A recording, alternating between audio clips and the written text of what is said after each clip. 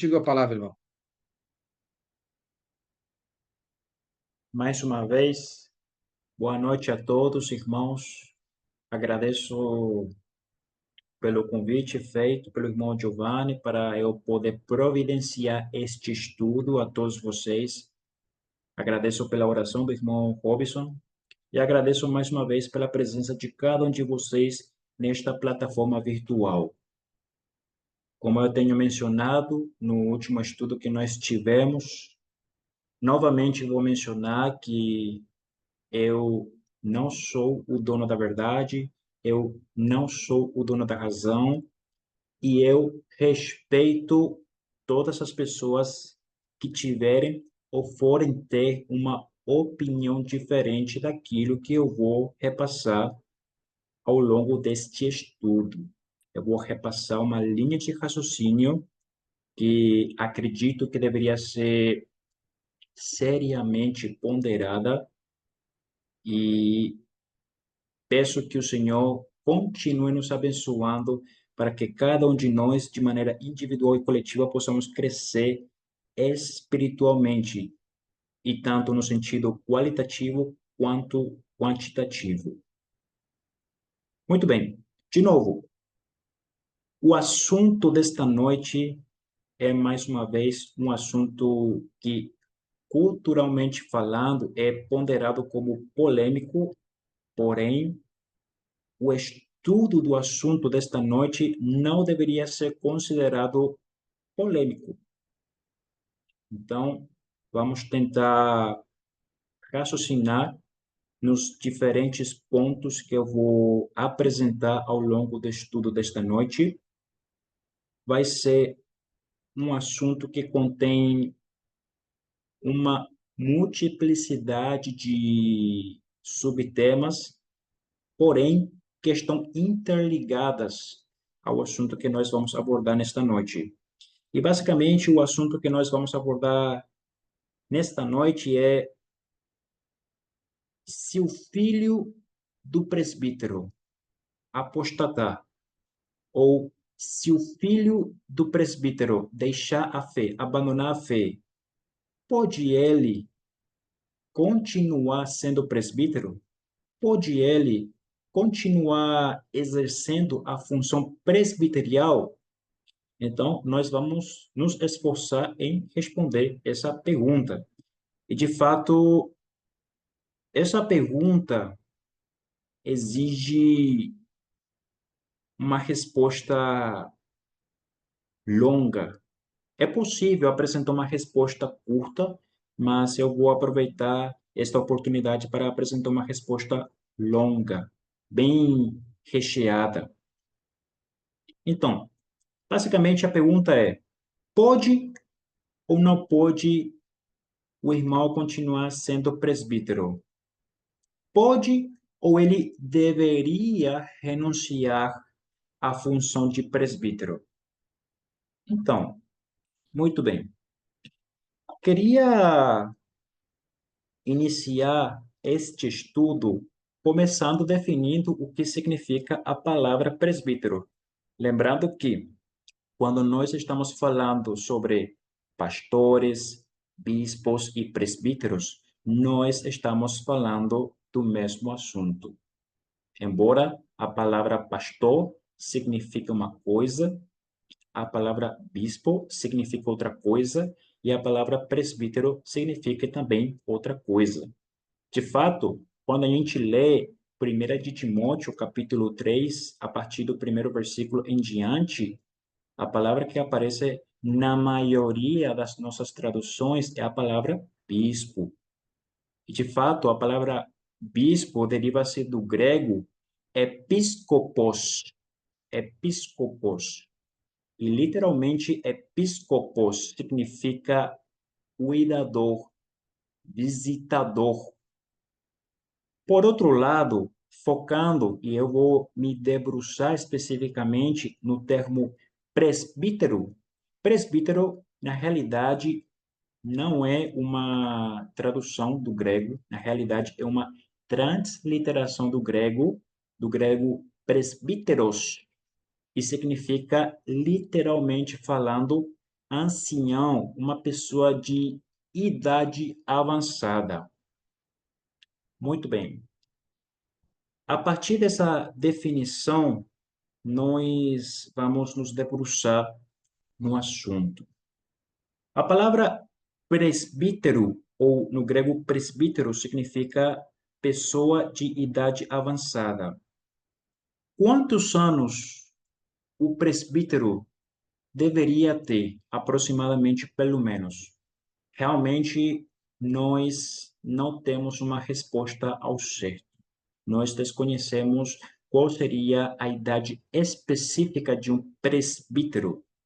Porém, eu queria colocar algumas ponderações no que diz respeito a esse tema.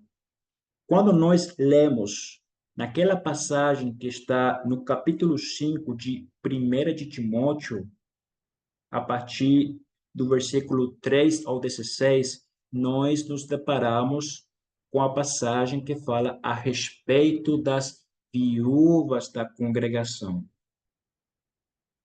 E os versículos que são mais interessantes para o nosso assunto de hoje estão nos versículos 9 ao 11, né? Por quê? Porque se nós formos ler o versículo 9, independente se for na versão NVI ou ARA, nós vamos encontrar uma idade ali que o apóstolo Paulo inseriu nessa carta. De fato, irmão Giovanni, lê por nós, por favor, 1 de Timóteo, capítulo 5, versículo 9. Só o versículo 9 por enquanto. Nenhuma mulher deve ser inscrita na lista de viúvas, a não ser que tenha mais de 60 anos de idade, tenha sido fiel a seu marido. Obrigado, irmão. Então, pelo menos uma viúva que deveria ser inscrita nessa lista deveria ter a idade de 60 anos para frente. Ok. De novo, o apóstolo Paulo ou os textos neotestamentários em nenhum momento vão especificar qual seria a idade dos presbíteros dentro de cada congregação.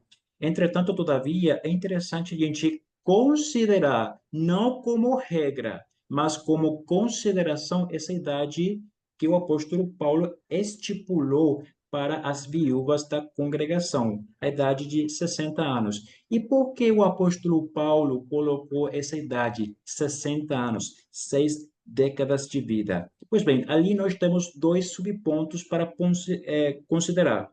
Por exemplo, o primeiro subponto que nós podemos considerar é o histórico de compromisso, e o segundo subponto seria a fixação do compromisso.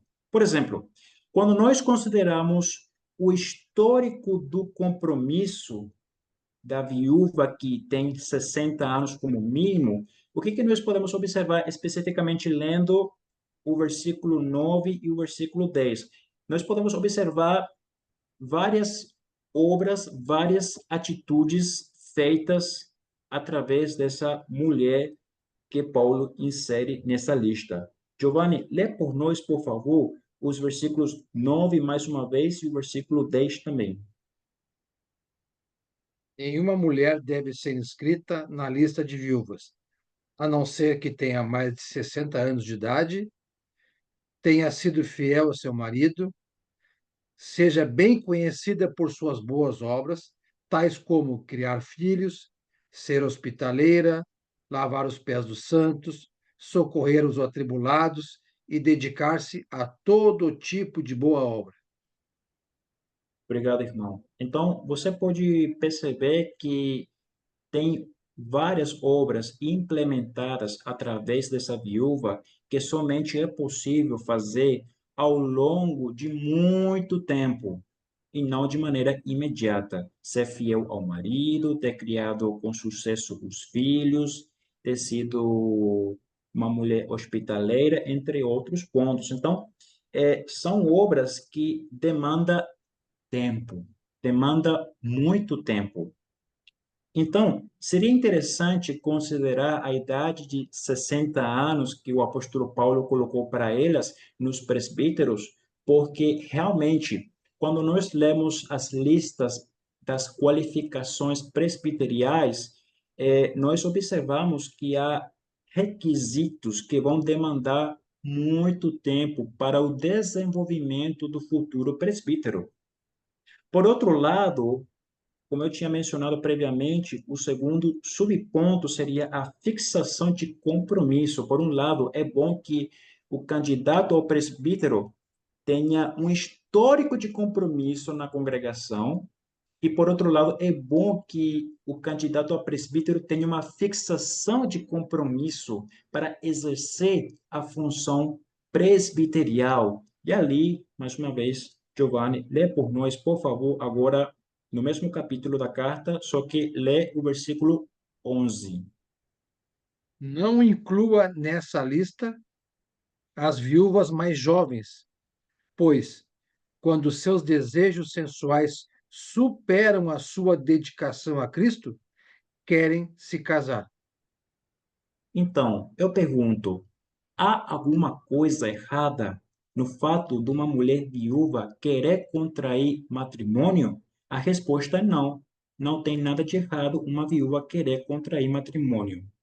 A questão é o seguinte: a questão é que quando uma mulher contrai matrimônio, ela vai manter, digamos, humanamente me expressando, o foco dividido. Uma parte da sua atenção vai ser dirigida a Deus e a outra parte da sua atenção vai ser dirigida ao marido, né? Tudo bem. Então, eu consigo observar alguns princípios, não regras, porém princípios que poderíamos considerar em qualquer irmão que gostaria de efetuar a função de presbítero, ter o histórico de compromisso, ter tido várias atividades ao longo das décadas, e, por outro lado, ter essa fixação de compromisso, ou seja, o irmão que quiser desempenhar a função de presbítero, ele vai ter que manter um foco seríssimo em querer agradar o Senhor, obedecendo a sua santa vontade. Então, até aqui nós podemos observar alguns pontos. Em primeiro lugar, a palavra presbítero significa, literalmente falando, ancião, uma pessoa de idade avançada. Quantos anos? Nós não sabemos ao certo quantos anos de maneira específica tinha ou deveria ter o presbítero.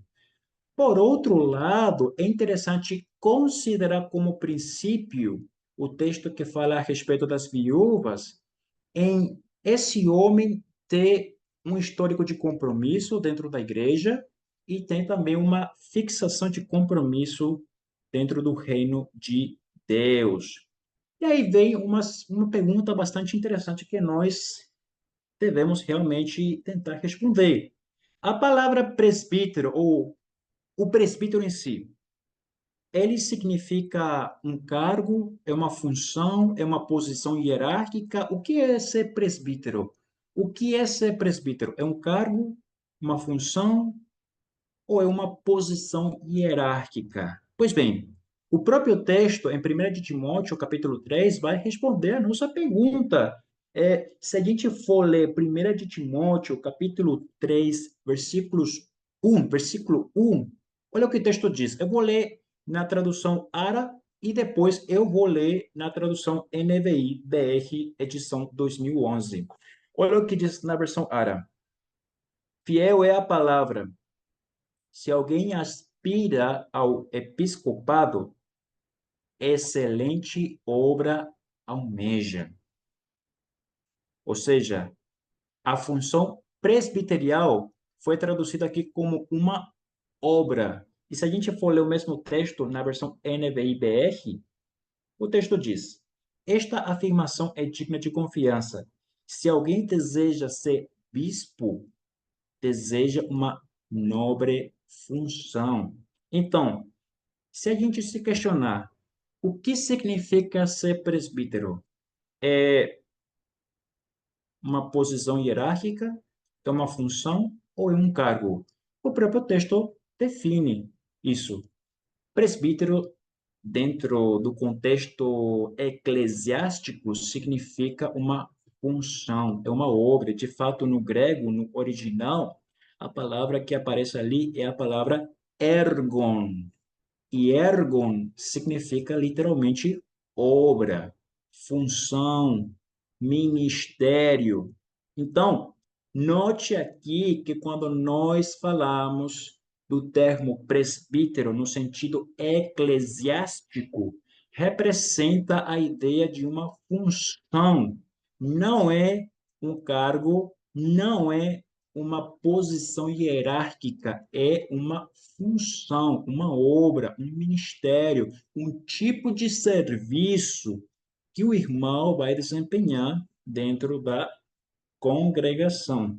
Então, esses pontos são válidos para a gente tentar responder a pergunta do assunto desta noite.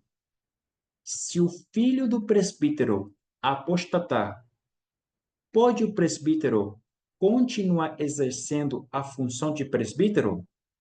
Então, a gente está se aproximando aos pouquinhos para responder essa pergunta, mas é necessário, primeiro, é claro, estabelecer uma base, um alicerce. Então, recapitulando rapidamente aqui. Presbítero literalmente significa uma pessoa de idade avançada. Quantos anos aproximadamente? Não sabemos. Mas quando nós falamos sobre a função de presbítero, é interessante considerar a idade de 60 anos pelo histórico de compromisso e pela fixação de compromisso que ele vai ter ao longo dos seus últimos anos servindo no reino do Senhor, né? Muito bem. Além disso, e agora, focando um pouco mais nos filhos, né? Até porque quando a gente lê a primeira epístola para Timóteo, no capítulo 3, Paulo vai focar exclusivamente no candidato ao presbítero. Enquanto que quando a gente lê a epístola dirigida a Tito, o apóstolo Paulo, em algum momento, ele vai focar um pouquinho mais na participação dos filhos do candidato ao presbítero. Em ambas as cartas, o apóstolo Paulo vai falar a respeito do candidato a presbítero, ele vai mencionar a esposa, a mulher, e ele vai mencionar os filhos do candidato. Entretanto, todavia, é interessante realmente observar esses detalhes. Na epístola para Timóteo, Paulo foca exclusivamente no candidato a presbítero, enquanto que na outra carta, a carta dirigida a Tito, Paulo vai focar, quando fala sobre os filhos, vai focar exclusivamente nos filhos, filhos crentes, dependendo da tradução. Então, tem pelo menos três aspectos que nós devemos também considerar quando nós vamos tratar sobre os filhos crentes, os filhos cristãos, os filhos que têm fé.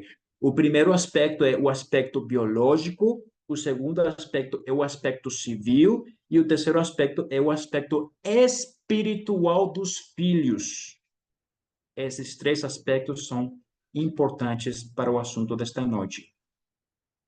Quando nós falamos a respeito do aspecto biológico, nós estamos falando, na realidade, a respeito da faixa etária dos filhos do candidato a presbítero. Só que quando a gente lê Tito, né? Tito capítulo 1, o texto, na realidade, não menciona nenhuma idade no que diz respeito aos filhos. Vamos abrir a epístola de Tito, capítulo 1, versículo 6. Olha o que o texto diz. Giovanni, lê por nós, por favor, Tito, capítulo 1, versículo 6. Só o versículo 6, por favor. É preciso que o presbítero seja irrepreensível, marido de uma só mulher e tenha filhos crentes, que não sejam acusados de libertinagem ou de insubmissão. Então, no aspecto biológico, que seria a faixa etária, o texto não diz nada. No aspecto civil, no estado civil, o texto tampouco é específico se o filho deveria ser solteiro ou casado, né?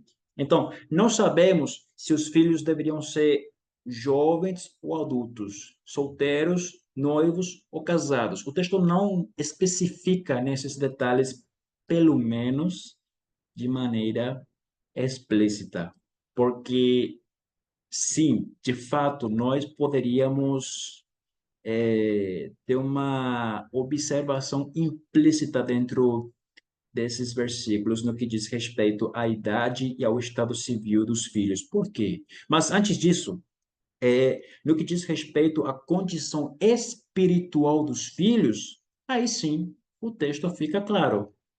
Deve ser crente. Os filhos devem ser crentes.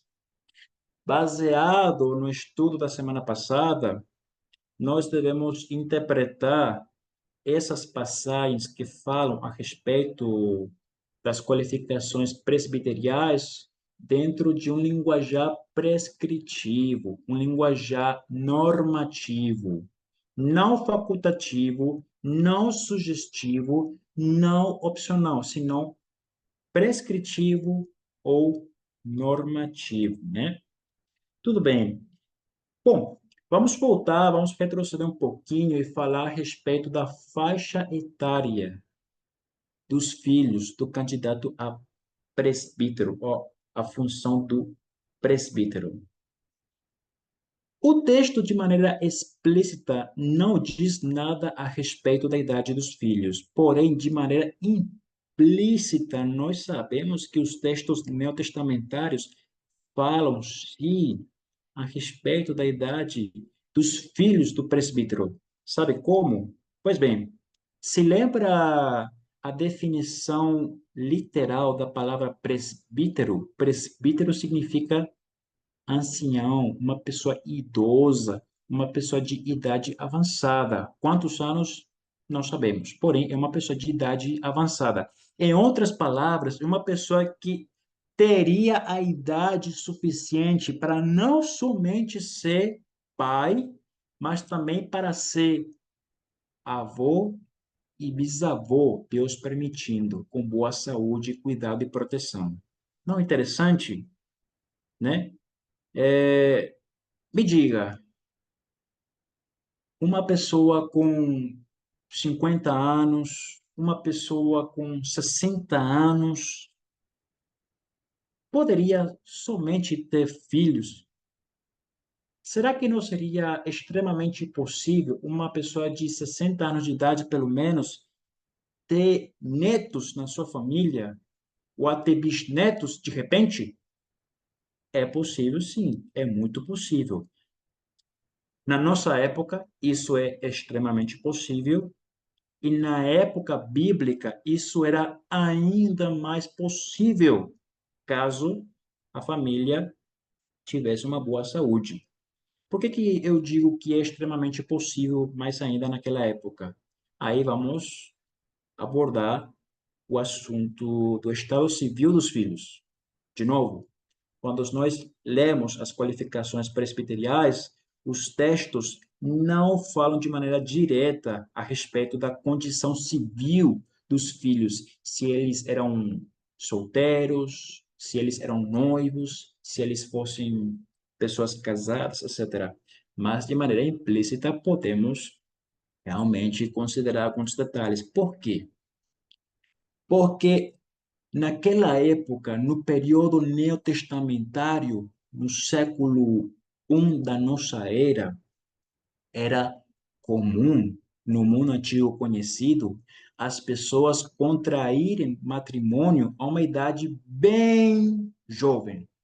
Por exemplo, nós temos diversas fontes, de fato eu tenho consultado diversas fontes em que era normal, popular, comum, uma mulher de entre 12 a 13 anos de idade já contrair matrimônio. Era normal. Era tão normal que, de fato, provavelmente, Maria, mãe de Jesus, ela tinha aproximadamente entre 12 a 13 anos de idade quando ela casou com José, quando ela engravidou de Jesus. E, de fato, quando nós lemos ao longo dos capítulos do livro de Mateus, do livro de Lucas, você percebe que o padrasto de Jesus, José, ele é pouco mencionado, quase nem é mencionado de fato. Por que isso? Existe a possibilidade, e é só uma hipótese, não confunda com a palavra teoria, é uma hipótese. Então, existe a hipótese de que provavelmente José já tinha falecido quando Jesus iniciou o seu ministério, né?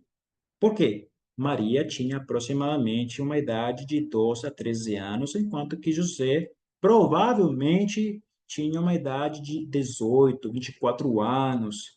Tem outras fontes que vão colocar mais idade nele, então é possível que ele tenha falecido antes que Maria, pela questão da idade, pela diferença de idade. Mas o ponto aqui, pegando todos esses dados, juntando todos esses dados, o que nós podemos nos deparar aqui é o seguinte: a palavra presbítero significa uma pessoa de idade avançada. Esse é o seu sentido literal. Quantos anos nós não sabemos, porém, é uma fase da vida no qual esse homem tem idade suficiente para não somente ter filhos, porém também netos e talvez até bisnetos. E pelo fato das pessoas daquela época e daquela região contraírem um matrimônio a uma idade tão curta, 12 anos, 13 anos para as mulheres e para os homens, numa faixa de 14, 16, 18 e até 24 anos de idade, então nós sabemos que as pessoas casavam muito jovem. Então, somando tudo isso, o mais natural, o mais óbvio a se pensar, e de novo, quando a gente lê a Bíblia, quando a gente lê as páginas neotestamentárias, nós devemos tentar interpretar essas páginas neotestamentárias como se nós fôssemos o leitor daquela época, o leitor daquela língua, o leitor daquela cultura. Nós devemos enxergar as páginas neotestamentárias sem cometer anacronismo. Anacronismo significa quando a gente interpreta um texto fora do seu contexto cronológico. Nós não podemos incorrer a esse erro anacrônico. Então, o mais natural, o mais comum naquela época seria que o irmão que quiser adotar a função de presbítero, ele não somente seria uma pessoa de idade avançada, mas muito provavelmente os filhos dele seriam pessoas adultas e até pessoas já casadas com as suas famílias. Isso que eu estou mencionando aqui é muito importante para responder à pergunta do estudo do assunto desta noite. Tem tudo a ver, embora a princípio pareça que um assunto longe, distante do assunto principal, tem a ver. Só espere que a gente chegue no final do nosso estudo. Bom, agora nós temos falado a respeito da idade e a respeito do estado civil dos filhos. Muito bem, mas vamos falar um pouco mais sobre essa questão de ser crente. O que seria os filhos do candidato a presbítero ser um crente? Em algumas traduções, talvez apareça a palavra fiel, fidelidade ou algo do tipo, né? Até porque no grego a palavra que aparece é pistos ou pista, que significa crente, significa uma pessoa fiel, etc. Tem uma multiplicidade de possíveis definições dentro dessa palavra que nós encontramos nos textos em grego. Mas tudo bem. O que seria de fato, na prática, esses filhos serem crentes? Quando nós falamos de ser crente, quando nós nos referimos a ser crente fiel, no sentido comprido, nós estamos nos referindo no sentido de sermos cristãos espirituais, bíblico neotestamentário, canônico, genuíno, firme e fiel. Eu sei que ficou longo, mas cada palavra inserida nessa frase, nessa sentença, faz sentido. Quando nós falamos a respeito de ser crente, temos que analisar se essa pessoa é um crente bíblico, espiritual, neotestamentário, bíblico, canônico, genuíno, firme e fiel. Por quê? Vamos lá. Para responder isso, nós precisamos responder a pergunta: o que é a fé? O que é a fé? Eu sei que tem Hebreus capítulo 11, versículo 1, Hebreus capítulo 11, versículo 6, que define bastante bem o que é a fé, mas vamos tentar nos aprofundizar sobre esse assunto. O que é a fé? O que é a fé de fato? Olha, eu geralmente costumo comparar a palavra fé como uma moeda, sabe? Por quê? Porque uma moeda possui dois lados. A fé é como se fosse uma moeda que possui o lado teórico e, de novo, não confundam a palavra teoria com a palavra hipótese. São duas palavras com sentidos e significados totalmente diferentes. Então, a fé é como se fosse uma moeda que possui dois lados: o lado teórico e o lado prático, que seria a área de ação da fé, né? Quando nós lemos textos como Efésios capítulo 4, versículo 5. Observe o que diz o texto. Giovanni, lê por nós, por favor. Efésios capítulo 4, versículo 5. Efésios capítulo 4, versículo 5. Há um só Senhor, uma só fé, um só batismo. Ok. Essa frase que diz uma só fé é importante e é interessante. Já já eu vou explicar e definir isso. Agora, Giovanni, lê por nós, por favor, Tiago, capítulo 2, versículo 17. Tiago, capítulo 2, versículo 17.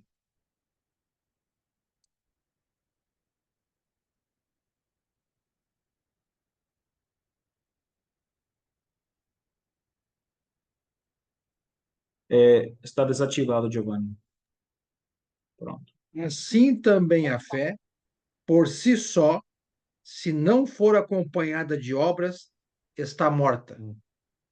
Em outras palavras, uma fé sem obras é uma fé morta. E o oposto disso seria uma fé com obras é uma fé viva. Uma fé sem obras é uma fé morta. Uma fé com obras é uma fé viva, dinâmica, orgânica. Ok? Então, note que a palavra fé não significa meramente o ato de crer. O sentido literal seria isso. Fé é o ato de crer, mas não é meramente o ato de crer, é mais do que isso, como Tiago, capítulo 2, versículo 17 diz. Fé tem uma parte pragmática, uma parte empírica, né? A fé também se expressa e exterioriza a partir da prática, a partir das ações visíveis e externas. Ok? Então, mas chama muito a minha atenção quando a gente leu, né, acompanhou a leitura do irmão Giovanni, o texto de Efésios capítulo 4, verso 5. Como assim? Uma só fé. O que seria uma só fé? Olha, respondendo essa pergunta, eu vou responder a partir de três perguntas, de fato. Eu vou responder rapidamente essas três perguntas. O filho do candidato a presbítero tem fé ou não tem fé? A resposta é sim, tem fé. Ok, beleza. A segunda pergunta é: que tipo de fé o filho do candidato a presbítero tem? Que tipo de fé tem? Essa pergunta é muito importante porque, vamos lá, o católico tem fé? Sim. O adventista tem fé? Sim. O assembleano tem fé? Sim. O presbiteriano tem fé? Sim. O mormon tem fé? Sim. O budista tem fé? Tem fé também. O ateu tem fé? O ateu tem fé, não fé na religião, mas fé na ciência, né? Como, por exemplo, como o universo foi criado a partir do Big Bang, por exemplo, né? Tem fé nisso. Não tem como comprovar, mas ele tem fé, ele acredita nisso, né? Então, perceba que não é suficiente perguntar se fulano, cicrano tem fé ou não tem fé, mas que tipo de fé essa pessoa tem. E quando nós lemos Efésios capítulo 4, versículo 5, o texto fala que há somente uma fé, um tipo de fé bíblico, um tipo de fé bíblico neotestamentário, um tipo de fé bíblico neotestamentário canônico, um tipo de fé bíblico neotestamentário canônico espiritual. Sabe por quê? Porque a fé, além de ser o ato de crer, crer em quê? Em que coisa? Em que coisa? Em que devemos crer? Em qualquer teoria, em qualquer texto, em qualquer estudo, doutrina, etc. Nós devemos crer na doutrina bíblica, na sã doutrina. O católico tem um tipo de doutrina, o adventista tem outro tipo de doutrina, o assembleano tem outro tipo de doutrina, o pentecostal, o neopentecostal tem outro tipo de doutrina. Ou seja, a fé é o ato de crer em alguma doutrina determinada. Então, quando nós lemos textos como Tito, capítulo 1, versículo 6, que fala sobre ter filhos crentes, é uma coisa muito mais profunda do que parece, porque quando Paulo escreveu isso sobre ter filhos crentes, significa que esses filhos do candidato a presbítero deviam crer na fé bíblica, que acredita na doutrina bíblica, que é uma só, única, e deve ser praticante dessa doutrina bíblica, da sã doutrina, da fé bíblica. Sabe por que isso é importantíssimo? Porque Efésios 4:5 fala uma só fé. E quando falamos uma só fé, estamos falando implicitamente sobre um tipo de doutrina único bíblico. Isso é importante porque talvez algum de vocês está vivenciando aquilo que eu vou mencionar. É possível o presbítero ter filhos que congregam nas denominações? É válido isso, biblicamente falando? É correto? Tá certo, né? Porque, a princípio, o texto fala, ser crente, beleza. Mas, se a gente se aprofunda como a gente está fazendo, ser crente em que sentido? Ter fé em qual doutrina? A fé bíblica é única, Efésios 4:5. A doutrina bíblica também é única. Então, o candidato a presbítero, ele vai precisar de ter filhos que tenham uma fé bíblica baseado na doutrina bíblica neotestamentária canônica e que sejam praticantes dessa doutrina. Caso contrário, não são crentes no sentido bíblico, né? Então, é uma questão a se pensar, basicamente, né? Bom, a respeito dos filhos, temos falado sobre a faixa etária deles, temos falado a respeito do estado civil deles, e agora há pouco temos falado a respeito da condição espiritual deles, definindo o que significa uma fé bíblica, né? E com isso podemos, de maneira resumida, dizer o seguinte: a fé independe da faixa etária e do estado civil. Sabe por quê? Porque quando nós lemos de novo Tito, capítulo 1, versículo 6, o texto fala na versão Ara. Alguém que seja irrepreensível, marido de uma só mulher, e tenha filhos crentes, que não são acusados de dissolução, nem são insubordinados. O texto não menciona de maneira específica a idade dos filhos, e o texto não menciona de maneira específica o estado civil dos filhos. Sabe por quê?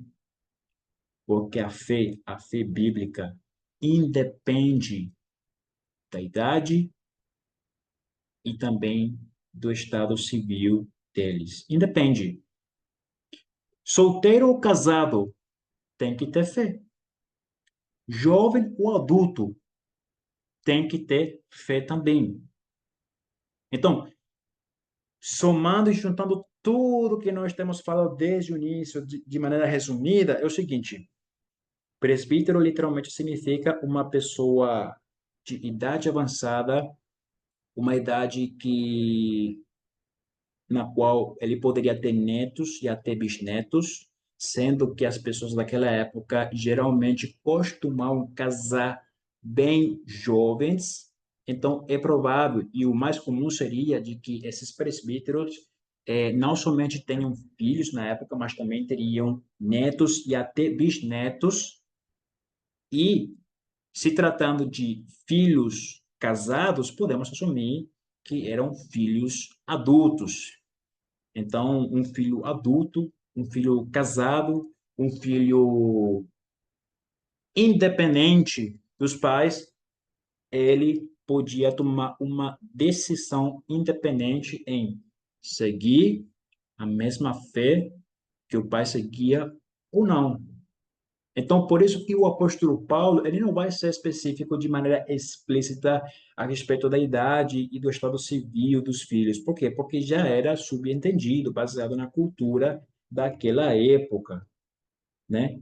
E eu falo isso porque lá no final deste estudo eu vou colocar algumas questões que eu já tenho ouvido ao longo dos anos sobre esse assunto que nós estamos abordando. Tudo bem. Agora, quando nós falamos sobre as qualificações presbiteriais em si, nós podemos mencionar aqui três grandes verdades, tá bom?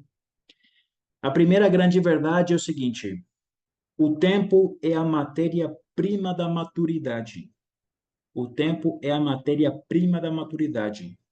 Segunda grande verdade: nós amadurecemos não por causa do tempo, senão através do tempo. Repito, nós amadurecemos não por causa do tempo, senão através do tempo. Não é o tempo em si que vai nos amadurecer, mas é o bom uso do nosso tempo que vai nos levar ao amadurecimento. Por isso que eu disse e mencionei a primeira grande verdade: o tempo é a matéria-prima da maturidade. E a terceira grande verdade é que Deus é quem prepara as qualificações presbiteriais no irmão. É Deus que prepara as qualificações presbiteriais no irmão que vai servir, Deus permitindo, como presbítero. No estudo da semana passada, nós temos visto que essas qualificações presbiteriais são qualificações necessárias, prescritivas, normativas. Temos visto que essas qualificações são importantes, temos visto que essas qualificações são indispensáveis pela condição prescritiva normativa. Portanto, essas qualificações que nós encontramos no terceiro capítulo de 1 Timóteo e em Tito capítulo 1 não são facultativas, não são sugestivas e não são opcionais, são necessárias, são importantes e são indispensáveis. E por que eu menciono tudo isso? Faço uma pergunta para a gente refletir. Quando nós perguntamos e tentamos indagar, pode o irmão continuar sendo presbítero ou não se o seu filho se desviou da fé? Muita gente, muita gente tende a responder que sim, que ele pode continuar sendo presbítero. Mas deixa eu mudar por uma pergunta um pouco diferente. Ao invés de mencionar os filhos, Vamos substituir a palavra filhos pela palavra irrepreensível. No final das contas, ser irrepreensível é outra qualificação presbiterial. Eu pergunto, se o presbítero deixar de ser irrepreensível, ele poderia continuar sendo presbítero? Se o presbítero se apegar ao vinho, ele poderia ser presbítero ainda? Se o presbítero se apegar ao dinheiro, ao amor ao dinheiro, ele poderia ser presbítero ainda? Se o presbítero ele se tornar preguiçoso nos estudos, parar de estudar, parar de ler a Bíblia, parar de ler livros, etc., ele poderia continuar sendo presbítero, sim ou não? Provavelmente, para cada uma dessas perguntas, vocês talvez vão me dizer: não, não pode continuar sendo presbítero. Aí eu pergunto e questiono de fato: por que para essas perguntas é tão fácil responder não? E quando se trata de filhos, é tão simples dizer sim? Dois pesos, duas medidas, duas formas de julgar. Por quê? Porque todas as qualificações presbiteriais são necessárias, importantes e indispensáveis ao mesmo tempo, né? E, de fato, sobre essas qualificações, eu faço uma pergunta um pouco tola, mas acredite, faz sentido se você parar para pensar. Eu pergunto, pode por acaso um ateu de verdade, pode por acaso um ateu que tem todo o conhecimento e todo o entendimento bíblico exercer a função presbiterial? Olha, suponhamos, é um caso hipotético, é só uma ilustração, suponhamos que um ateu esteja disposto a servir como se fosse um presbítero, tendo ele todo o conhecimento e todo o entendimento bíblico. Aí eu pergunto, poderia ele exercer a função presbiterial? É claro que não. Como é que pode? Como é que um ateu poderia exercer uma função como essa? Não pode. Mesmo tendo todo o conhecimento e entendimento bíblico e mesmo servindo como presbítero de maneira genuína, né? No que diz respeito ao ato de servir como presbítero. Outra pergunta. Pode um cristão de verdade, um cristão genuíno, desempenhar a função de presbítero sem quase nenhum conhecimento e entendimento bíblico? Imagine, tenta projetar isso na sua cabeça. Se um irmão é extremamente fiel a Deus, porém, com quase nenhum tipo de conhecimento bíblico, com quase nenhum tipo de entendimento bíblico, poderia ele exercer a função de presbítero? Tampouco, né? É outro extremo aqui. E aí, é interessante a gente meditar na seguinte ilustração. Olha só, a gente percebe que a palavra presbítero, dentro do contexto eclesiástico, presbítero não é uma posição, mas uma função, um tipo de serviço na igreja, né? Ok. Eu faço a seguinte pergunta. Essas qualificações que nós encontramos no capítulo 3 de 1 Timóteo, no capítulo 1 de Tito, essas qualificações são para se tornar presbítero ou para exercer a função de presbítero? É importante essa pergunta. Essas qualificações presbiteriais é para se tornar presbítero ou para exercer a função de presbítero? Os dois, principalmente o segundo, para exercer a função de presbítero. E eu coloco a seguinte ilustração. Imagine aqui no Brasil, um país turístico, principalmente nos litorais. Imagine que uma agência de turismo vai receber uma família dos Estados Unidos. E cada membro dessa família norte-americana somente fala na língua inglesa, normal. E ali, essa agência de turismo está precisando contratar um guia que fale fluentemente em inglês. um tradutor. Ok.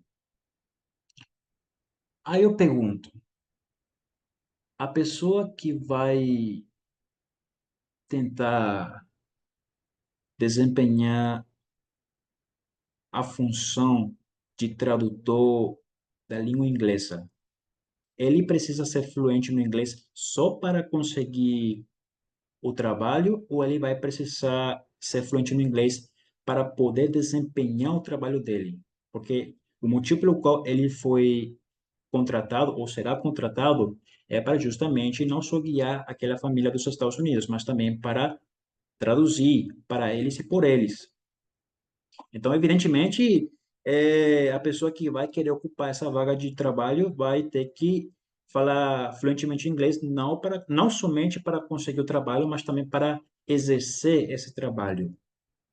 Mas, ainda dentro da ilustração, imagine o seguinte, imagine que chegou um homem, falava fluentemente na língua inglesa, fazia um ótimo trabalho. Mas, de repente, em um sábado, ele sofreu um acidente. E ali ele perdeu a memória. Passaram os dias e, graças a Deus, aquele homem recuperou a sua memória. Porém, entretanto, todavia, recuperou a memória à exceção de tudo aquilo que ele aprendeu na língua inglesa. Se lembrou dos seus parentes, se lembrou do tipo de vida que ele levava, mas se esqueceu por completo de toda aquela bagagem da língua inglesa que ele tinha e precisava e usava para exercer a sua função de tradutor.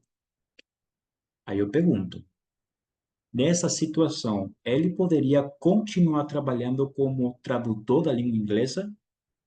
Evidentemente não. Então você percebe que essa qualificação, esse requisito de falar inglês não era somente para conseguir o trabalho, mas também para continuar exercendo esse trabalho.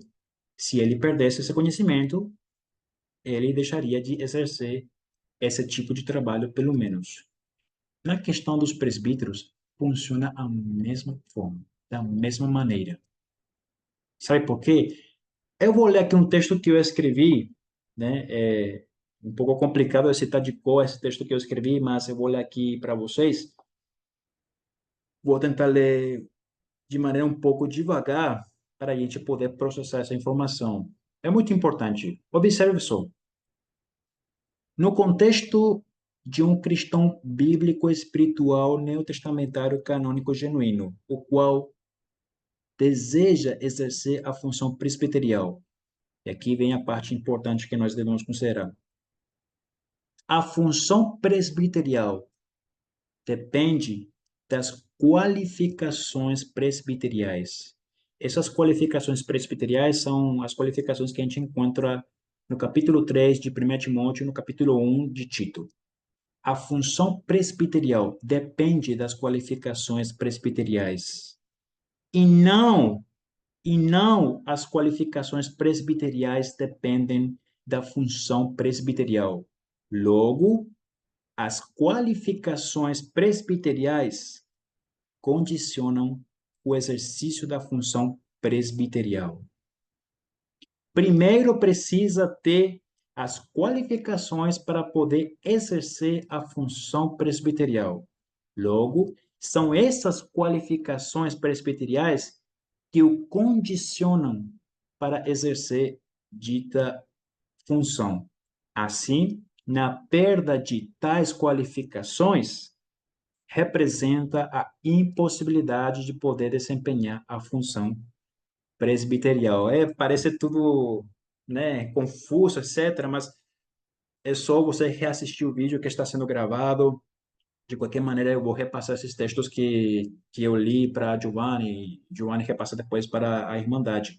Mas o ponto aqui é o seguinte, são as qualificações que vão condicionar alguém de exercer a função de presbítero e não o oposto.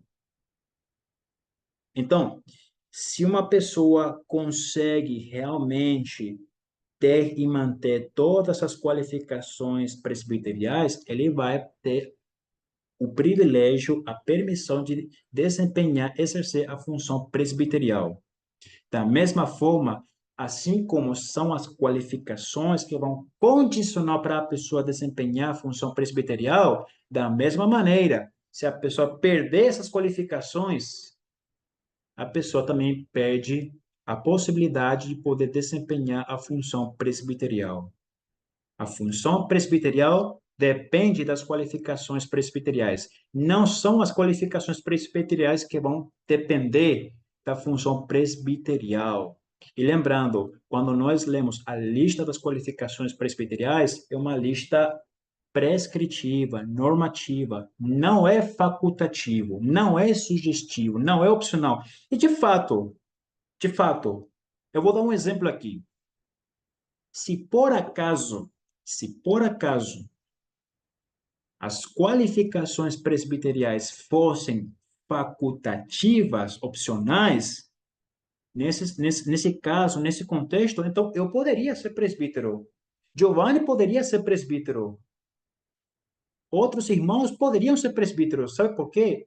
Porque se caso as qualificações presbiteriais fossem facultativas, eu poderia ser presbítero, porque há anos eu ensino, há anos eu evangelizo, me esforço é ser uma pessoa irrepreensível, tenho uma mulher cristã, né?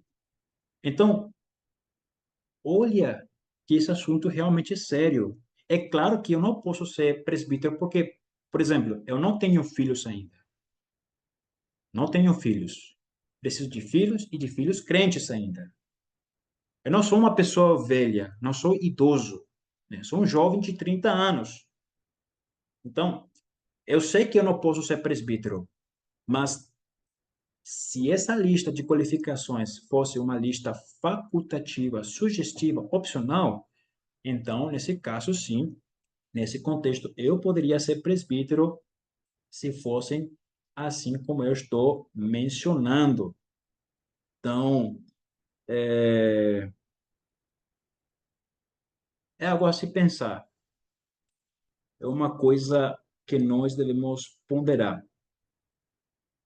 Então, mais uma vez, somando tudo o que foi dito ao longo deste estudo, já estou concluindo, já estou encerrando. Falta pouco, muito pouco. A palavra presbítero literalmente significa uma pessoa de idade avançada, uma pessoa com uma idade que poderia ter não só filhos, mas também netos e até bisnetos. Como a cultura daquela época, o pessoal casava relativamente jovem, é possível que a grande maioria dos irmãos que desempenhavam a função presbiterial tivessem filhos já casados e até netos, inclusive. Então, quando a gente ouve argumentos ou tentativas de argumentos, como por exemplo, mas meu filho, quando era jovem, quando vivia sob o meu teto, quando ele era solteiro, ele era crente, ele era fiel, ele só se desviou quando casou, ele só se desviou depois de grande. Uma coisa que eu sempre digo é o seguinte: jovem ou adulto, solteiro ou casado, um filho não deixa de ser filho. Jovem ou adulto, solteiro ou casado, um filho não deixa de ser filho.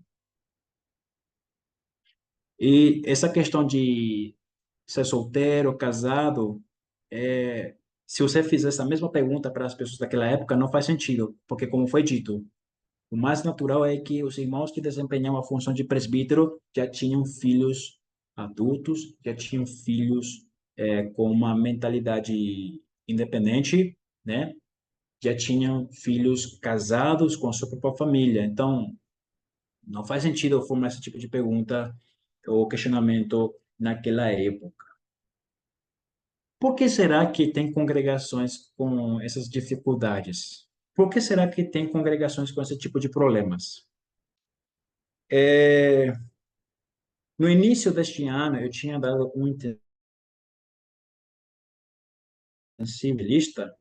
tanto aqui em Fortaleza quanto em Itarema, e eu tinha colocado ou mencionado 4 fases que toda congregação vivencia ou vai vivenciar ou deveria vivenciar. 4 fases, olha só.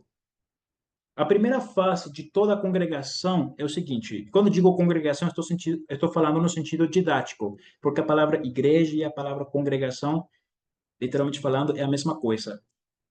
O aglomerado de pessoas, a reunião de pessoas. Mas no sentido didático, uso a palavra congregação. A primeira fase de toda a congregação é a seguinte: o estabelecimento da congregação. A primeira fase de toda a congregação é o estabelecimento da congregação.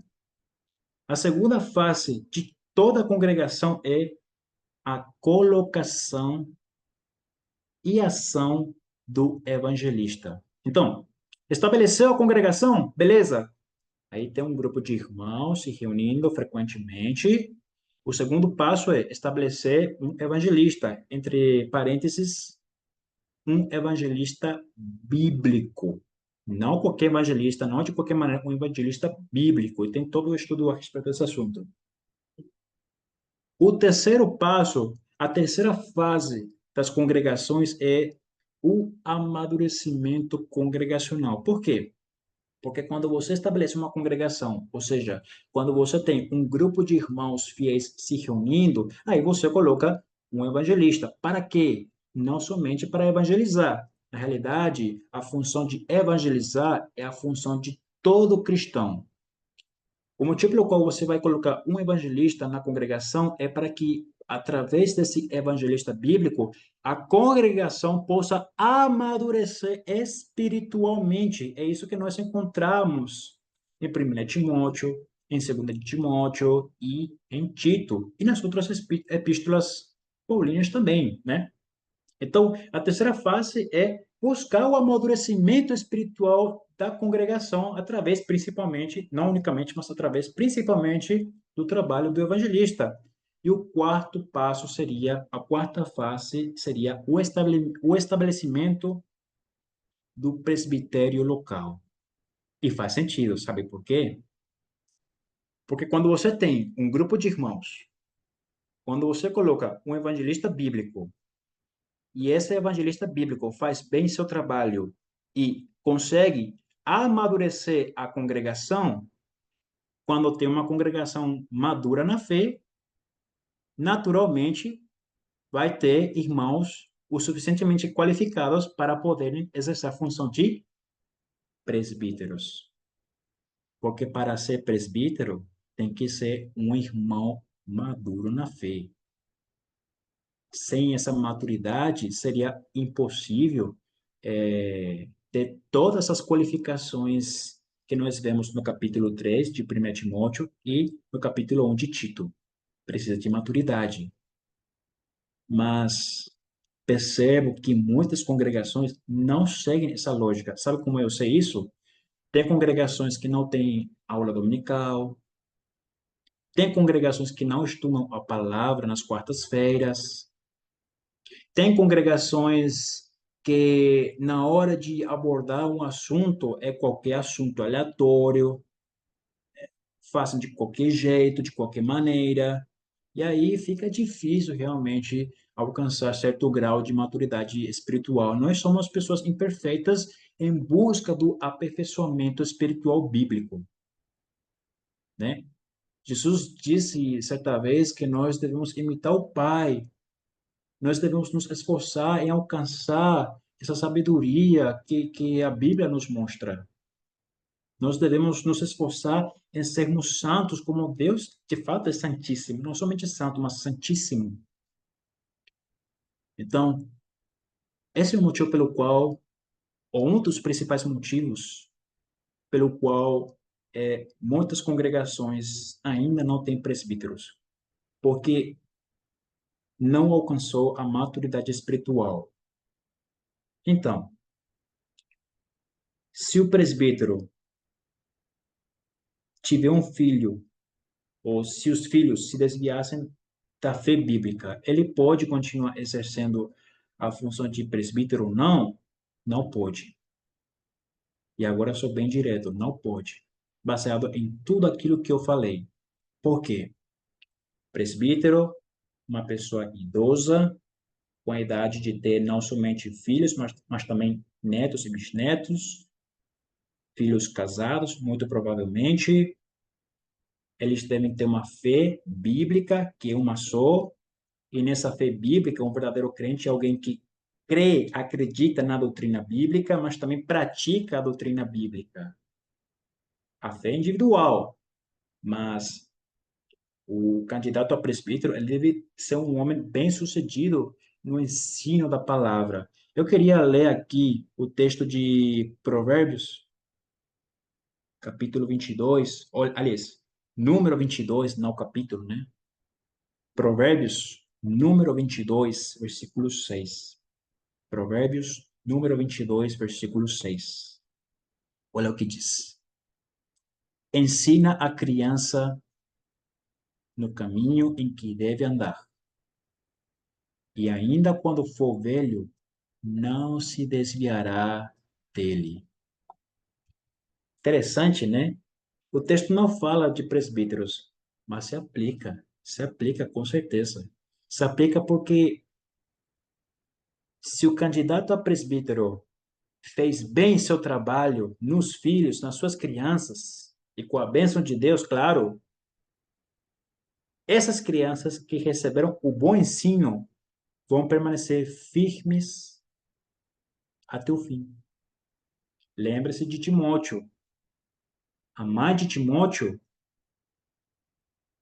era fiel a Deus, foi fiel a Deus. E não somente a mãe, mas também a mãe da mãe de Timóteo também foi uma fiel serva de Deus.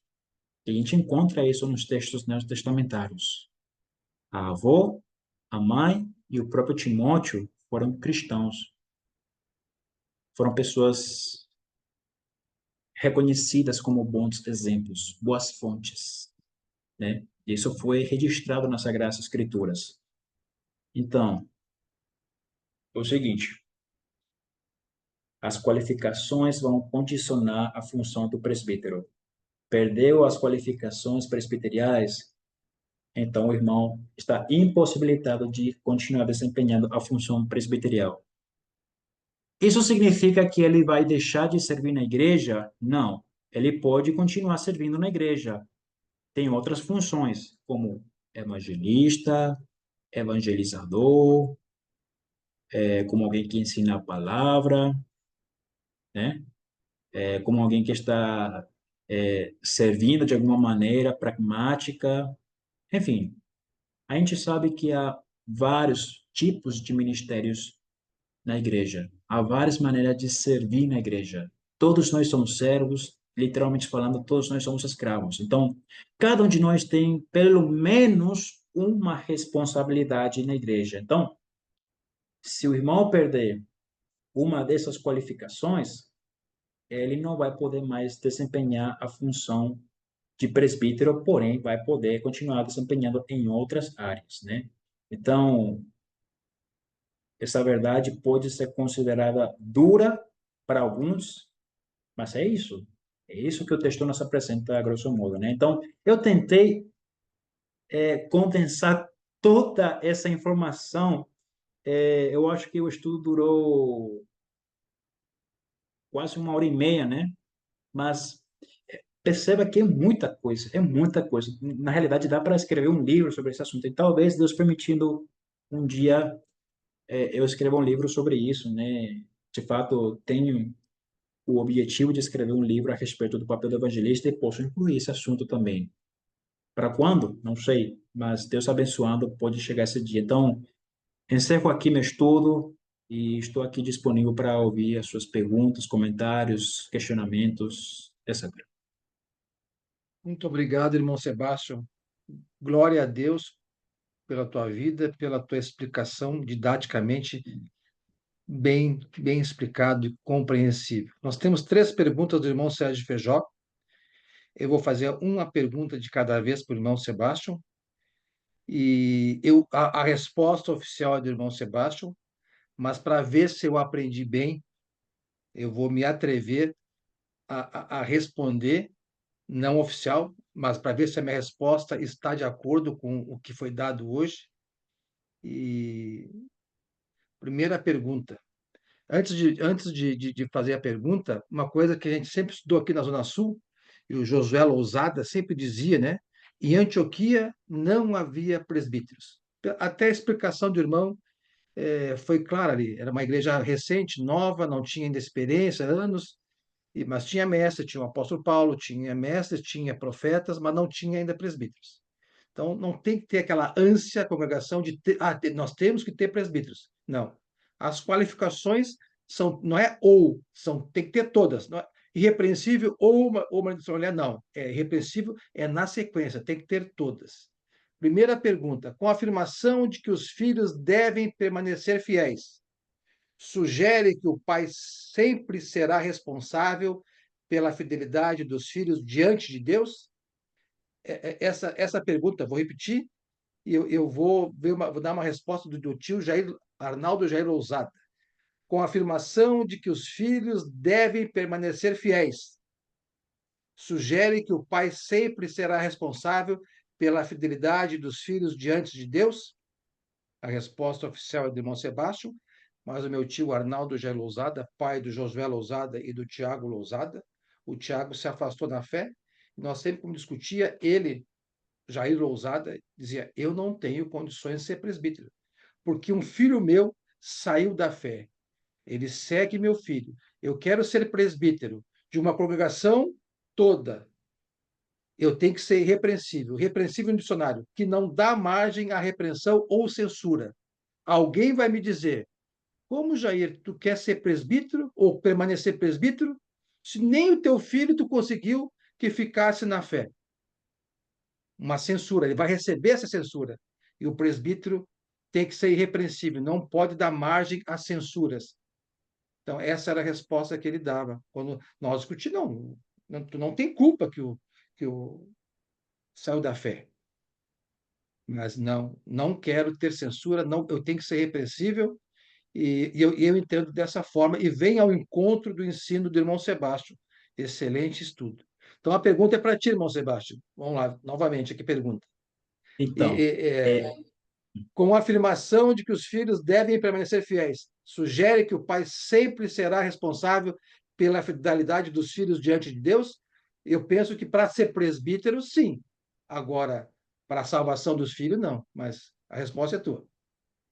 é, da maneira que uma moeda possui dois lados e ambos os lados são lados indissolúveis, são lados inseparáveis, da mesma maneira, a fé que envolve a parte teórica e a parte prática são duas partes indissolúveis, né? E nós precisamos ter uma atitude baseada na obra, na prática e na boa doutrina, na doutrina bíblica, para podermos alcançar a salvação. Aquilo que a gente sabe, evidentemente, é quando nós ouvimos o Evangelho e somos batizados e permanecemos, nos esforçamos para permanecer fiel até o fim. Bom, na realidade, essa questão de salvação e fé, eu entendo como uma coisa unida, sabe? Uma coisa depende da outra e vice-versa. Não tem como dividir em duas partes, né? O texto declara em Tito capítulo 1, versículo 6, que o candidato a presbítero deve ter filhos crentes. Lembrando que o comum naquela época é que seriam filhos adultos, muito provavelmente já casados e com a sua própria família. Ou seja, estamos falando de um grupo de pessoa que tem a idade para ter uma maturidade racional pessoal de maneira independente. Ou seja, estamos falando de um grupo de pessoas que tem uma maturidade que lhe torna independente na hora de decidir para qual caminho ir e andar. Ou seja, o pai tem a responsabilidade de ensinar a palavra de Deus aos filhos. Tem essa responsabilidade. Mas uma coisa que a gente não pode esquecer é o seguinte: ninguém é obrigado. Ninguém é obrigado. É, é claro que quando uma pessoa é pai e tem filhos, crianças, filhos adolescentes, etc., isso falando dentro do nosso linguajar moderno, contemporâneo, é claro que o pai vai colocar certos limites por proteção, por disciplina, etc.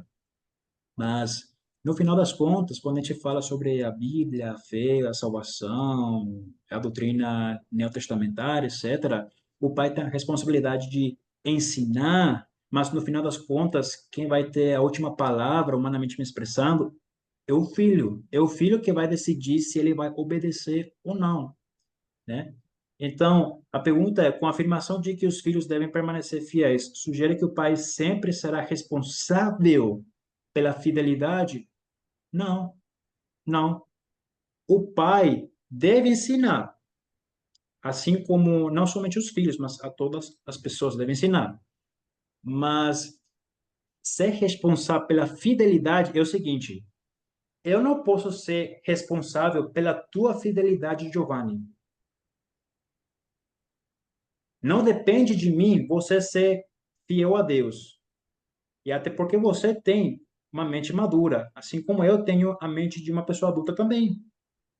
A minha fé não depende de ti também.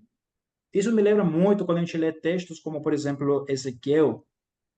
E, de fato, quando uma pessoa tem fé, uma fé bíblica, a pessoa vai evitar, vai se esforçar em evitar pecar. E aí, o texto que eu me lembro aqui, um texto bastante conhecido de fato, é o texto do profeta Ezequiel, capítulo 18, versículo 20. A alma que pecar, essa morrerá. O filho não levará a iniquidade do pai, nem o pai a iniquidade do filho. A justiça do justo ficará sobre ele, e a perversidade do perverso cairá sobre ele. Ou seja, a fé pessoal. Nós temos uma comum fé, no sentido de que nós estamos observando a mesma doutrina. Mas quando eu digo que a fé é pessoal, eu me refiro na questão do ato de crer, na questão de obedecer aquilo que a fé bíblica, a doutrina bíblica menciona. Então, a salvação é pessoal, a responsabilidade de seguir fielmente a doutrina bíblica é pessoal. Nós temos a responsabilidade de sermos mensageiros, de ensinar, mas o pai não pode ser responsável na questão do filho ter que obedecer ou não a palavra. É o filho que vai receber o ensino e depois vai decidir se obedece ou não. A obediência é pessoal. Eu entendo dessa maneira. Ok. A segunda pergunta: se há uma só fé, então um mórmon, um budista, um adventista não tem. Há neles credibilidade, mas não fé, como mencionado. Eu aqui, pelo estudo de hoje, aí vai me corrigindo, ver se eu aprendi bem, irmão. Paulo falou que há somente uma fé, a fé verdadeira, a fé em Cristo, a fé bíblica. Essa é uma só. Esses outros aí têm fé, mas não é na bíblica. Na bíblica não é na fé em Cristo, não é na fé da palavra do Senhor, não é a fé verdadeira. Então, eles têm fé, mas não a fé bíblica, a fé em Cristo. Correto, só complementando. Tem pessoas que têm uma fé católica, tem pessoas que têm uma fé adventista, tem pessoas que têm uma fé assembleiana, etc. Mas uma coisa é ter uma fé católica, outra coisa é ter a fé bíblica, porque a fé bíblica é única. Efésios 4:5, uma só fé, uma fé bíblica, um tipo de fé bíblico baseado na doutrina bíblica. Então, os mormons, os budistas, têm fé, eles têm fé, mas um tipo de fé diferente, que não corresponde à fé bíblica. Eles precisam buscar a fé bíblica para ter a fé que nos conduz à graça de Deus e à graça para a salvação. Terceira pergunta. Na lista, podemos igualar critérios que estão sob o meu domínio, como não dado ao vinho ou irrepreensível. O irrepreensível é domínio dele. Dos que Irrepreensível. recebem a minha influência como filhos crentes ou bom testemunhos dos de fora, considerando que nem sempre os de fora julgam por conveniência. A igualdade de critérios aqui. Tem coisas que dependem de mim, tem coisas que dependem do julgamento do de fora. Podemos igualar esses critérios, como os filhos crentes. Aquela resposta, o entendimento está correto que é o que eu passei, ou Sebastião? Eu penso que quando deixa de ter filhos crentes, não só perde esse requisito, mas principalmente para não ter o risco de ser mais irrepreensível, de ter censuras. Imagina um presbítero onde um filho adulto casa e abandona o caminho. E o próprio corpo de Cristo, pá, mas o Giovanni presbítero, os filhos dele abandonaram o caminho. Como é que ele quer ser presbítero da congregação se nem os filhos dele ele consegue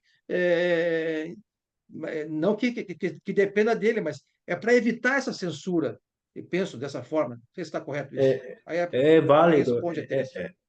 é válido essa linha de raciocínio que você colocou, Giovanni, é super válido. Agora, de novo, como eu tinha mencionado no estudo, se essas qualificações presbiteriais não confundam entre qualificações presbiteriais e função presbiterial. Se essas qualificações presbiteriais fossem facultativas, então, na hora do filho do presbítero se desviar da fé, não faria diferença, poderia continuar como presbítero. Mas como nós temos aprendido no último estudo, são qualificações necessárias. O próprio texto fala, usa a palavra necessário. São qualificações necessárias, são qualificações indispensáveis, são qualificações prescritivas e normativas. Então, dentro desse contexto, dentro dessa condição, eu não tenho autoridade, eu não tenho permissão de tornar algo que é normativo como se fosse facultativo. Então, são essas qualificações que vão condicionar a pessoa de exercer a função presbiterial. Então, querendo ou não, se o irmão perder uma dessas qualificações, como no caso da pergunta dos filhos crentes, se eles se desviaram da fé, perdeu uma qualificação. Se perdeu uma qualificação, a condição do texto vai excluir aquele irmão da função presbiterial nesse contexto. Eu entendo dessa maneira. E digo mais ainda, digo mais. Provavelmente, o primeiro pensamento que pode passar na cabeça da maioria dos irmãos é o seguinte: uma coisa é se os filhos se desviaram da fé, se desviaram da igreja, congregam em canto nenhum, etc. Mas tem irmãos que talvez considerem o seguinte que eu vou falar: ah, mas embora o filho do presbítero saiu da igreja de Cristo, ele congrega em outra igreja, ele congrega numa denominação. Aí eu pergunto: e aí, como devemos abordar dentro desse contexto? Eu acho que é mais fácil, hoje em dia, pelo menos, um membro, ao invés de se desviar não somente da Igreja de Cristo, mas também ir e congregar em alguma denominação. Dentro desse contexto, como nós deveríamos assumir? Essa parte eu também tinha explicado, tinha abordado. Eu disse o seguinte: Efésios 4:5 menciona que há somente uma fé, um tipo de fé bíblico. E o tipo de fé bíblico é baseado na doutrina bíblica. Então, há um tipo de doutrina que nós devemos encontrar, crer e obedecer, seguir a risca. Quando nós falamos das denominações, a denominação da Igreja Católica, Adventista, Assembleana, etc., cada uma dessas denominações segue uma doutrina diferente. A doutrina da católica é diferente da doutrina adventista. E ambas são diferentes da doutrina bíblica. A gente sabe isso, a gente não tem problema em reconhecer isso. Quando o filho do presbítero ou a filha do presbítero vai para uma denominação, abandona a Igreja de Cristo e vai para uma denominação, essa pessoa está seguindo uma doutrina bíblica, aliás, essa pessoa está seguindo uma doutrina diferente. Deixou de seguir a doutrina bíblica para começar a seguir uma doutrina diferente, uma doutrina estranha. E se tem uma doutrina estranha, tem uma fé estranha. E se tem uma fé estranha, não é a mesma fé de Efésios 4:5, que é só uma fé bíblica. Então, se os filhos do presbítero forem congregar numa denominação, é o mesmo contexto, abandonaram o tipo de fé bíblico. Portanto, o presbítero perdeu uma das suas qualificações e como as qualificações condicionam a função presbiterial do irmão, ele deve deixar de exercer a função presbiterial. Pode continuar servindo em outras áreas, mas na função presbiterial ele deve deixar de continuar exercendo essa função. Voltando à pergunta 3, ele pergunta se podemos igualar critérios que estão sob domínio exclusivo do candidato a presbítero e critérios que dependem do julgamento do de fora. Ele coloca que os julgos de fora, às vezes, julgam por conveniência. Eu vou ler esses critérios mais uma vez. O que depende dele e o que depende de fora. É preciso que o presbítero seja irrepreensível. Então, ele não pode ter condutas que possa ser censurado. Então, depende do julgamento dele e o julgamento de fora. Marido de uma só mulher, depende dele. Tenha filhos crentes, depende também do filho ser crente ou não. Que sejam acusados de libertinagem ou de insubmissão, depende do comportamento dos filhos, não depende só dele. Por ser encarregado da obra de Deus, é necessário que o bispo seja irrepreensível, não orgulhoso, depende dele. Não briguento, depende dele. Não apegado ao vinho, depende dele. Não violento, depende dele. Nem ávido por lucro desonesto, depende só dele. Ao contrário, é preciso que ele seja hospitaleiro. Depende dele ser hospitaleiro, e talvez só se tiver um conceito errado de hospitalidade que os de fora não enxergam ele como hospitaleiro. Amigo do bem, depende dele. Sensato, justo, consagrado e tenha domínio próprio. Ele pergunta se tem, há critérios que dependem dele e há critérios que dependem do julgamento de fora. E esse É, julgamento pode ser um julgamento por conveniência. É correto igualar esses evidentemente, critérios? evidentemente, quando nós falamos de fidelidade e obediência da fé nos filhos, né? E estamos falando de novo, filhos provavelmente adultos, já casados, com a sua própria família, com a possibilidade de tomar decisões por conta própria. É, bom, se os filhos seguem a fé bíblica, praticam a fé bíblica neotestamentária, sabe em que sentido depende dos pais que querem exercer a função presbiterial? Se os filhos seguem a fé bíblica, isso é uma evidência, um vestígio de que o trabalho feito pelo pai foi bem sucedido. É nesse aspecto. Porque, olha só, se o pai que quer desempenhar a função presbiterial não tiver sucesso em ensinar a palavra de Deus, em implementar no coração dos filhos, nos próprios filhos, como é que ele vai ter sucesso na hora de ensinar e aconselhar uma congregação? Não tem como. Se não consegue na própria casa, com os próprios filhos, como vai conseguir numa congregação? Então, em que sentido depende dos pais quando a gente fala da parte dos filhos crentes? No sentido de que, se os filhos são crentes, não acusados de libertinagem, de abuso da liberdade, né? A libertinagem é o abuso da liberdade. É um vestígio de que o pai fez um bom trabalho, um excelente trabalho. Aquilo que eu mencionei em Provérbios número 22, verso 6, né? Estou lendo mais uma vez para refrescar nossa memória. ensina a criança no caminho em que deve andar, e ainda quando for velho, não se desviará dele. Estamos falando aqui, então, de um pai que fez um ótimo trabalho, né? Um trabalho que deu frutos, rendeu frutos, né? Foi bem sucedido. Então, é nesse sentido, Giovanni, a questão de dependência do pai, né? Em que evidencia visivelmente, publicamente, de que ele fez um bom trabalho e um trabalho bem sucedido. E se foi bem sucedido na casa, está apto para, então, ensinar e aconselhar uma congregação. Mas se nem sequer for bem sucedido dentro da própria casa, muito menos com um grupo de irmãos que não pertencem à mesma família, talvez até cultura, etc. A última pergunta do irmão Sérgio Feijó é: Sebastião, qual o seu conselho para lidarmos com congregações que ensinam diferente esses detalhes que o irmão ensinou? É simples, a resposta é simples, mas não é uma resposta simplória. Se ajoelhe e ore. Ore e ore muito. Sabe por que devemos orar?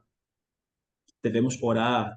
É claro que a gente deve ensinar, né? A gente deve ensinar as congregações, a irmandade, todos esses pontos, com muita calma, não numa questão de 1 ou 2 horas, como agora, né? Porque é muita informação realmente para tão pouco tempo. Mas por que que eu menciono a oração? Quando nós oramos, claro, quando nós oramos, falamos com Deus, nos comunicamos. Quando nós falamos, pedimos. Quando nós falamos, agradecemos a Deus, etc. Quando nós oramos, também elogiamos as virtudes de Deus. Tudo isso a gente sabe. Mas eu vou mencionar um ponto que eu tinha aprendido do irmão Lira. Hoje, fisicamente, o irmão Lira faleceu já faz alguns anos, mas espiritualmente é outra coisa. Uma coisa que o Lira me ensinou na época foi o seguinte: nós oramos porque dependemos de Deus. Eu oro porque dependo de Deus. Eu não sou independente. Giovanni não é independente. Nós dependemos de Deus. E quando nós aprendemos a sermos dependentes de Deus, Deus vai, pela sua graça, nos ajudar para encontrar maneiras, de alguma outra maneira, lidar com essas situações, com essas congregações que têm formas diferentes de interpretar esse assunto.